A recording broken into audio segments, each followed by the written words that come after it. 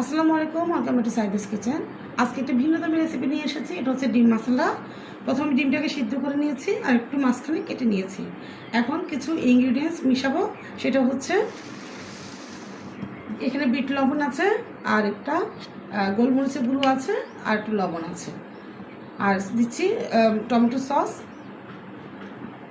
এখানে আমি শসাটাকে একটু কুচি করে নিয়েছি। এখন কিভাবে এটা মেশাবো আপনারা দেখতে থাকুন। সবগুলো আমি একসাথে মিশিয়ে নেব। এভাবে মিশিয়ে নেওয়ার পরে মশলাটাকে আমি ডিমের মধ্যে একদম সাজিয়ে দেব। এখন এইভাবে একটু ডিমটাকে আমি ফাঁকা করে নিলাম। এখানে আমি এখন ইনগ্রিডিয়েন্টসগুলো দিয়ে দিচ্ছি। যারা এভাবে খেতে পছন্দ করবেন ইফতারে অথবা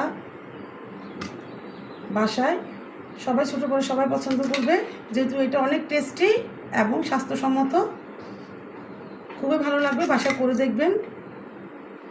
যারা আমার ফেসবুক পেজ দেখেন অবশ্যই একটা লাইক কমেন্ট শেয়ার দিবেন, আর যারা আমার ইউটিউব চ্যানেল দেখেন অবশ্যই একটা সাবস্ক্রাইব করে দিবেন। এখন আমি সব মশলাগুলো দিয়ে দিয়েছি। হয়ে গেল আমার ডিম মশলা। কে কে খেতে পছন্দ করবেন প্লিজ একটু কমেন্ট বক্সে জানাবেন।